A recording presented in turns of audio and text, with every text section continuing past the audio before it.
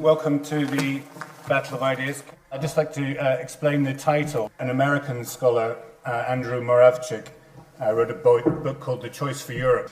And in that book he argued that the EU, because it deals with expert questions like trade barriers, competition, regulation, legal adjudication, he thought that was stuff that ordinary voters shouldn't be bothered about. They should in fact be excluded from because it was best left to technocrats and bureaucrats.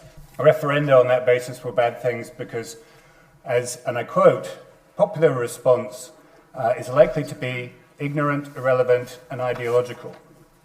The European Union, on the other hand, he argued, has a great advantage in making sure it stays above the heads of the voters.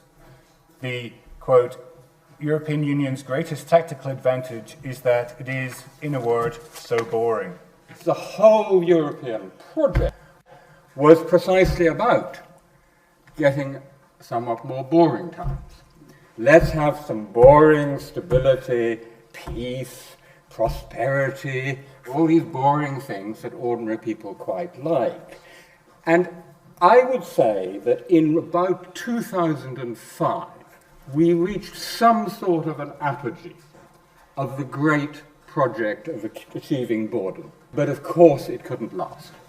We had the largest crisis of Western capitalism since 1929, and it impacted particularly on the European Monetary Union, which was, in its design, deeply flawed. While Europe itself may not be boring, the institutions of the European Union certainly are.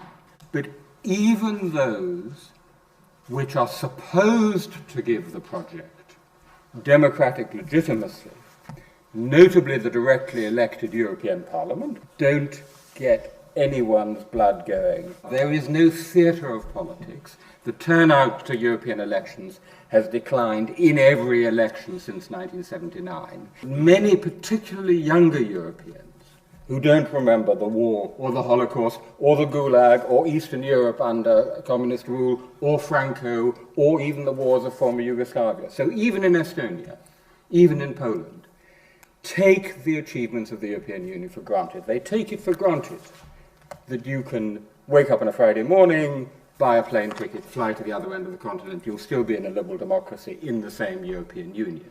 The most profound reason for the crisis of the European project is the problem of success. And this is what I call the dialectic of boredom. It's the crisis of the euro that has prompted talks about refounding the union. I just attended a talk in Brussels where one of the four luminaries in the panel fell asleep.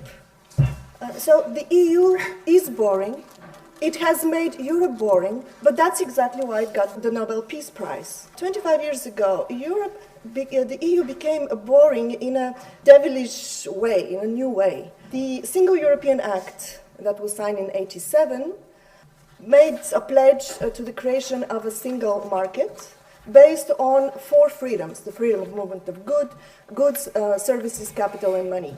Now notice how boring these four freedoms are. Compare them to the freedoms that Franklin Roosevelt spelled out: freedom of speech, of worship, freedom from want and fear. Now nobody is ready to die, I imagine, for our EU fundamental freedoms. Then there is one little technical trick, that EU law that is there to protect the internal market has supremacy over national law. So it trumps everything that stands in the way of that logic of the creation of this huge free market. So what we have at some point is a boring but very powerful monster that has the power to create the cucumbers straight, but at the same time submits all of us to the logic of the competitive production of cucumbers. Within that logic, there is no place for politics. We are ruled by the TINA logic. There is no alternative. So I don't think that the trouble is with any democratic deficit or even with the shrinking sovereignty. The trouble is that logic of European market integration has entailed a socially irresponsible rule that democratic parliaments are not going to stand in the way. The award of the Peace Prize is actually quite helpful because it puts its finger on the foundational myth of the EU, and this is the myth of the EU as a peace project, the myth of the EU as being boring. The euro, designed not on any rational economic criteria or any basis of integration, but rather by the desire to shackle a reunified Germany. After the war, Eastern Europe, with a lot of untidy borders, were handed by the Western powers at the altar over to the Stalinist dictatorship. The moral price in the post-1945 era of that easier Europe to deal with was because Europe had been smashed. The European Union that we know today does not have its origins in post-war Europe in terms of the institutions that are wreaking so much destruction across Europe at the moment in terms of the single currency. Their real origins are in the reunification of Germany and the fact that the reunification of Germany was seen as an enemy-friend situation. It was seen as a problem. Now, I would argue that the EU's real contribution to the post-war and current period was less about peace than the foundation of a new political order that's premised on the idea that untrammelled public politics in the form of conflicting national interests leads to war. And this outlook actually has its antecedents in the fascist era and in right-wing conservative and Nazi thinkers who also regarded war as imminent in politics. All conflicts of interest for the EU are seen as dangerous, and the EU has evolved as a set of institutions that is about dampening and taking politics away from the cockpit of interest. But actually, the conflicts of interests is absolutely basic to the idea of being European. It was the conflicts of interests and the battles for interests that gave rise in Europe against the old empires to institutions that genuinely represented us. That was swept away in the 1930s by fascism, and it led to war. In Europe, nobody's really scared about war. I have been reading a lot of public opinion polls. The problem is that Europeans don't believe that war exists for them. What makes the project so difficult to excite people is that you cannot imagine what the collapse of the European Union means. Just tell me, what does it mean? If United Kingdom decide to leave the European Union, is this the disintegration of the Union? If Greece is going to be expelled out of the euro, is this the end of the world? If Bulgaria is not going to be there, how much you're going to be affected? Nobody's really managed to imagine the catastrophe coming out of it. And also there is a problem with the politicians, because it's not easy to be a politician these days in Europe. Because in one and the same sentence you should send two different messages. You should tell to the markets that the situation is not as bad as it looks. And you should tell to the people that the situation is much worse than they believe. Because you want the markets to be calm and people to be ready to sacrifice.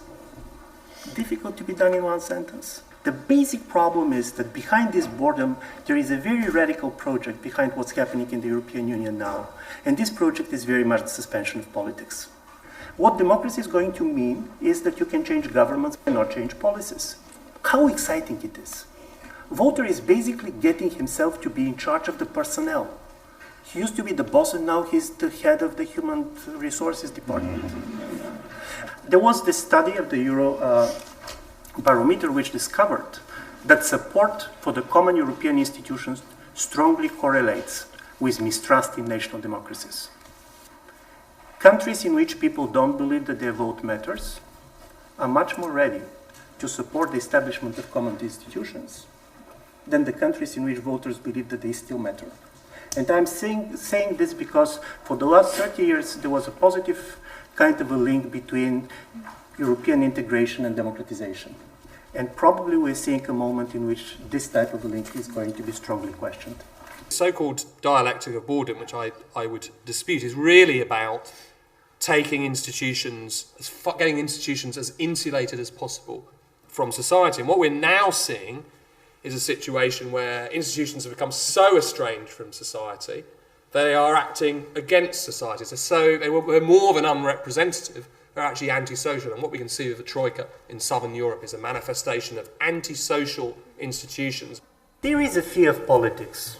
That was very much what basically Europe inherited from the 1920s and 30s. I mean, of course, fear from the totalitarian politics, but also fear of democratic politics. In order to be bored, you should be a spectator. If you're part of something, you're not bored. The problem with Europe is that, in a way, we all are spectators of the European Union. And I do believe that there is a major problem with the left in Europe. Even if you compare 1968 with the people that have been in the streets of Madrid and here and others, 1968, the message of the students on the street was, we do not want to live in the world of our fathers. Now the message is, allow us to live in the world of our fathers. I sort of feel we're being a bit pessimistic about the past here. I think we have to recognize what an extraordinary achievement the European Union has been. Make Georgia not war.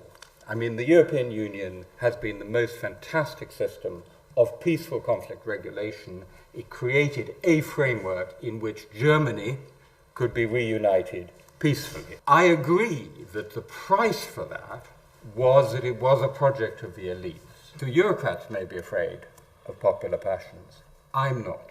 We need an in or out referendum on whether we want to stay in the European Union or not. Because only thus can you lance the boil. Otherwise, pro-Europeans are always constantly on the defensive, constantly looking anti-democratic. Now, yes, it is in that sense a counter-enlightenment because it leaves no place for agency. Where does that leave us? We cannot simply continue with effort to save the euro, to overcome this crisis, because this is not enough to motivate publics to accept the high social cost. You know, to have agency, we need a different idea of why the European Union. Why is the EU take all these decisions in secret? And you'll talk to ambassadors and officials in Brussels, they'll be absolutely frank with you. As soon as you go public, what are being discussed as technical issues, like the European arrest warrant, anything but technical, becomes subjected to clashing interests and political principles that have no existence in EU treaties, legalistic norms. So any leader who's negotiating in Brussels, he certainly doesn't want his own people, his own nation or her voters to see what they're talking about, so they can discuss real issues of interest in a conflict-free zone. We have a directly elected European Parliament. It doesn't do the business. I think direct elections for the President of the European Commission, in my personal opinion, would make not the blind bit of difference. We don't have a European demos, we don't have a European public sphere, we don't have European media, we all speak different languages. I actually don't think it would work. I personally think we'd be better off if we hadn't had direct elections to the European Parliament starting in 1979, but had a system whereby national parliaments became more and more involved in EU decision-making. We'd be much better off. If you look at Greece today, the policy of the European Union is rather producing anger and hatred. So it's more than boredom. One thing which has characterized Angela Merkel's politics right from the beginning is her absolute fear of any political debate. And is it not national politicians hiding behind the EU and thereby sort of justifying their own retreat from politics and their own fear of political debate and then pointing towards the TINA? This is the paradox. In all polls, you're going to see that countries like Greece or Italy, which is very hostile to the policies coming from Brussels today, are much more ready to go for common institutions and political union. And the reason is that mistrust to the national political elites is one of the major sources of legitimacy for the European Union. The critical moment for the EU is going when this is going to change. But what do we mean by George? Do we mean international relations as Woodrow Wilson wanted to see it out in the open, all protocols to treaties and all government documents published? Or do we want the world of a troika, where foreigners write your legislation and present it to you, and you pass it in your parliament? That legislation is drawn up in cabals in the Commission and the European Central Bank. That kind of George we don't want, because it's about upholding institutions such as the euro in the teeth of popular opposition. The trouble is, when you look at the canvassed alternatives, and even some of these new movements, what's their alternative? It's Sweden. Basically, it's a sort of slightly more left-wing version of social democratic capitalism.